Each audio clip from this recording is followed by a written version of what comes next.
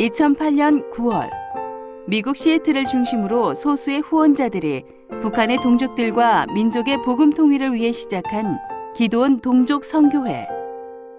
매년 중국과 북한 접경 지역에서 의료봉사와 구제사역을 하다 만나게 된 한 탈북자. 그리고 그의 절절한 고백의 수기로 만들어진 책 굶주림보다 더 큰 목마름. 북한 지하 교인들의 순교의 신앙 고백이 담긴 내용을 기도원 동족 선교회의 데이비드 박 목사와 함께 나눠봅니다.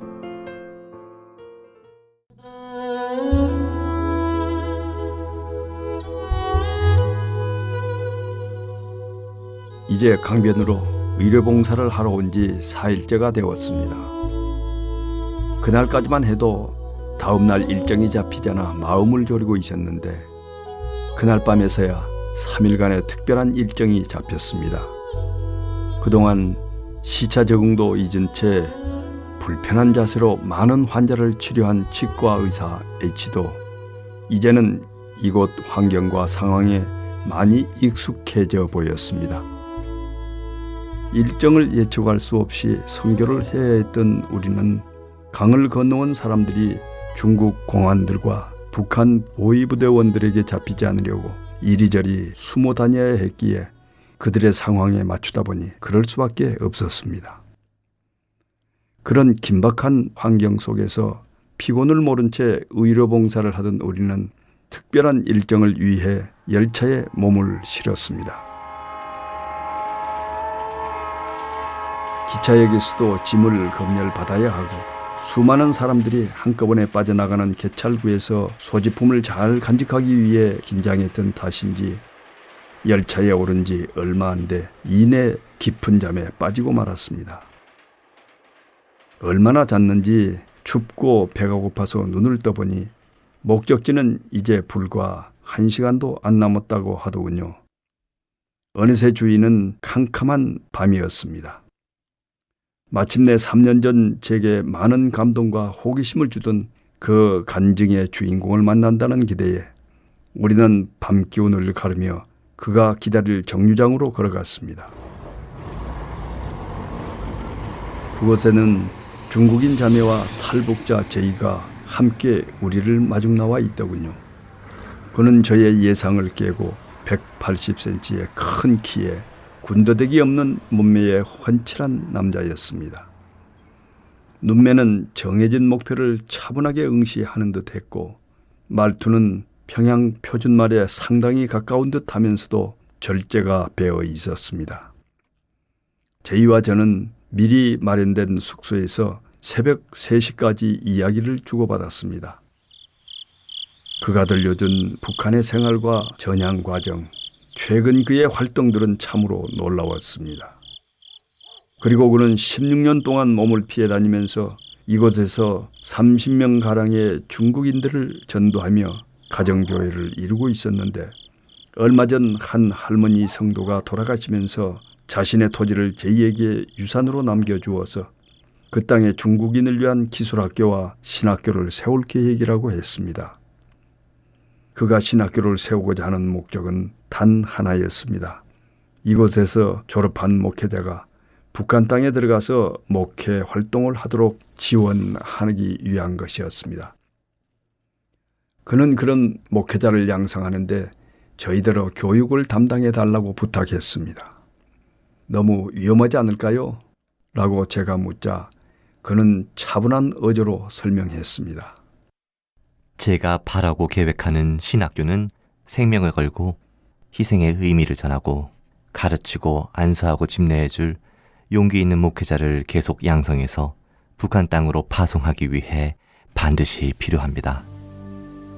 동족의 구원과 민족의 복음 통일을 이루기 위해 순교할 각오로 일하고 있는 제이, 그리고 북한 땅에 있는 하나님의 백성들, 그들의 복음을 향한 뜨거운 열정에 제 피가 솟구치는 것 같았습니다. 그것은 제가 그동안 외치고 다니던 동족 선교의 핵심이었습니다. 그들은 죽을 각오로, 아니 죽기를 소망하며 민족의 복음 통일을 위해 헌신하고 있는데 참으로 부끄럽고 개탄스러웠습니다. 여호와께서 이르시되 보라, 이번에 그들에게 내 손과 내 능력을 알려서 그들로 내 이름이 여호와인 줄 알게 하리라. 예레미야 16장 21절 말씀입니다.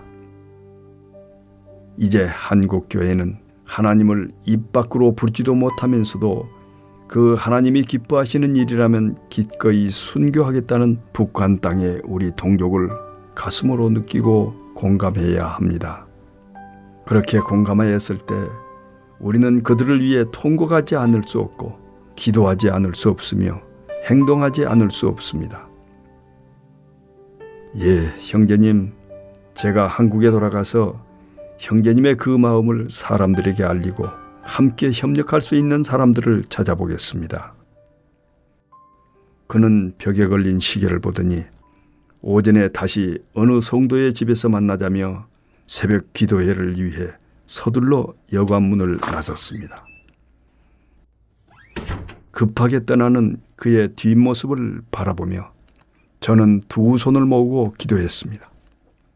주님, 그의 소원이 아버지께로부터 온 것을 믿습니다. 우리 동족과 민족을 향한 아버지의 꿈을 그와 북한 땅의 형제들을 통해서 이루어 가옵소서. 몇 시간 눈을 붙인 우리는 제2형제가 개척 중인 가정교회 성도들에게 치과 진료를 하기 위해 장비를 챙겼습니다.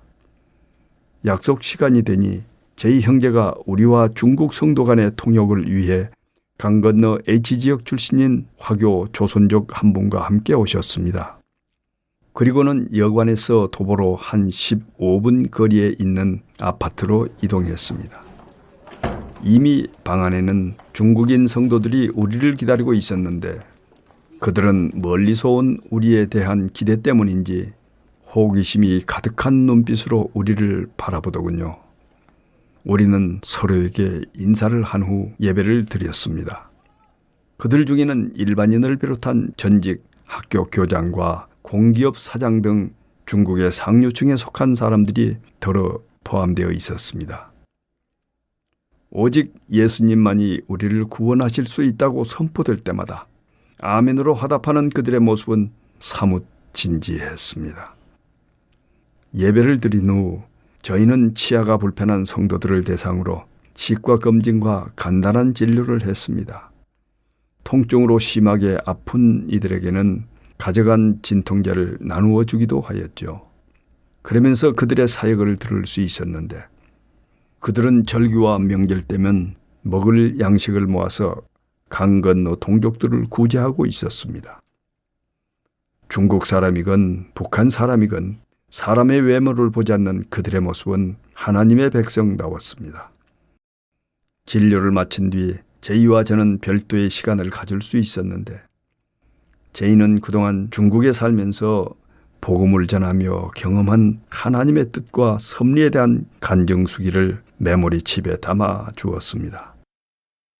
돌아가시면 이 내용을 책으로 엮어서 많은 이들이 볼 수 있도록 해주십시오.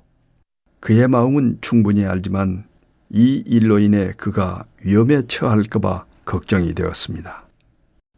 저도 바라는 바입니다. 하지만 신변안전에 괜찮으시겠어요?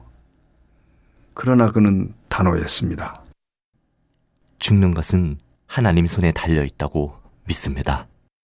제이는 하나님이 주신 사명을 위해 결코 한눈 팔지 않는 하나님의 마음에 합한 믿음의 사람이었습니다. 정말이지 제이와 통역을 감당하는 케이는 저의 부끄러운 믿음을 발가벗겨 놓았습니다. 기부받은 땅에 중국인들에게 필요한 기술학교를 짓고 그 안에서 신학교를 운영한다고 건물 짓는 데 필요한 시멘트 값은 교수진 구성은 커리큘럼과 학사 일정은 돌아오는 기차 안에서 꼬리에 꼬리를 물고 수만 가지 의문과 생각이 창밖으로 나타났다 사라지는 풍경처럼 떠올랐다 사라지곤 했습니다.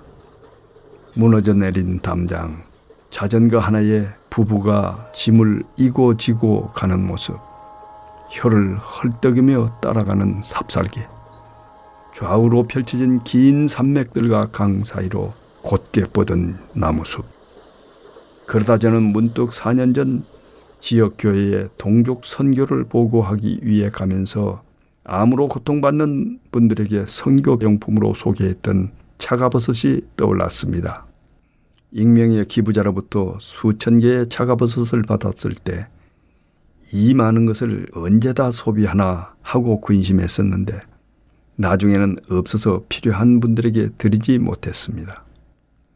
그때 일을 떠올리자니 저는 언제나 해보지도 않고 걱정하는구나 싶어 부끄러워졌습니다. 조국의 통일과 복음을 위해 매일 죽음과 사투를 벌이는 분들도 있는데 저는 생명의 위협도 받지 않고 편안하게 다니면서 그저 동족 구원을 외치고 동족들의 상황을 알리고 하나님의 은혜를 위해 기도하는 일을 충성되이 하면 그만일 텐데 무슨 걱정을 그렇게 하나 싶었던 것입니다. 제2의 말처럼 죽는 것은 하나님께 달렸듯이 하나님의 일도 하나님이 하실 것입니다. 저는 이번에 제2를 만나고 의료 봉사를 하면서 우리 민족의 통일은 여러 나라와 민족, 세대가 힘을 합해야 하는 이름을 더 명확하게 깨달았습니다. 하나님께서 한반도의 분단에 세계가 주목하게 하신 데는 세계 선교를 향한 뜻이 있다고 믿습니다. 이사야 60장 22절에서 그 작은 자가 1000명을 이루겠고 그 약한 자가 강국을 이룰 것이라. 때가 되면 나 여호와가 속히 이루리라 라고 말씀하신 것처럼 저는 주님의 말씀이 성취되는 것을 보면서 뭐라 말할 수 없는 뜨거움을 느낍니다.